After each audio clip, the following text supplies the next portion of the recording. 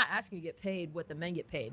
We're asking you to get paid the same percentage of revenue shared. Okay. Do you know what I'm saying? Got it. So that's a huge misconception. That's a huge misconception. Got it. Okay. For sure. Yeah, because every video is like, oh, this person gets paid this person gets paid that, right? So I want to be really clear about that. Like, I don't think I should get paid the same as LeBron.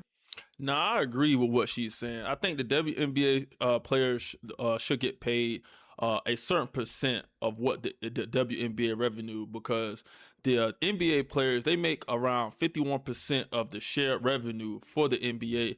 So the WNBA women, I think it was reported, they make around 1% of what the WNBA payout is for their revenue. And the owners had offered recently, before this most likely is going to be a lockout, the owners have offered a $1 million for top players such as like Kaden Card, Angel Reese, for those top tier veterans. They offered $1 million minimum, and then the owners has also offered for the low end players, rookies, they offered a minimum of like $500,000.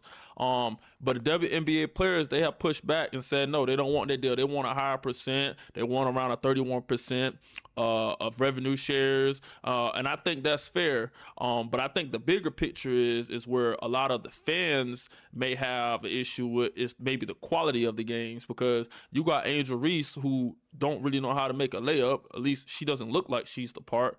And when you look at the totality of the product, fans are just wanting to ensure that they're going to get the same excitement as an NBA game, such as dunks that they don't have. And a lot of people suggested that maybe they should lower the actual rims for the women, but I don't think they should do that. What I think is a solution is just how men get behind their sports, such as football, baseball, basketball. I think it's about time that women start pushing out the notion of going to WNBA games. I think once you get the female movement behind the product and the brand, I think it's going to make it a lot easier for these women to make money. But I don't think the interest is just there yet for, the overall society to want to go see the product. But once I think they can get the excitement down, and I think once they get the following behind, I think it should start with women, because that's really the only way you can get people to buy into it. Once that happens, I think you'll see a lot of revenue increase, even though they're expected to make about $1 billion the WNBA this season. So let me know what you guys think.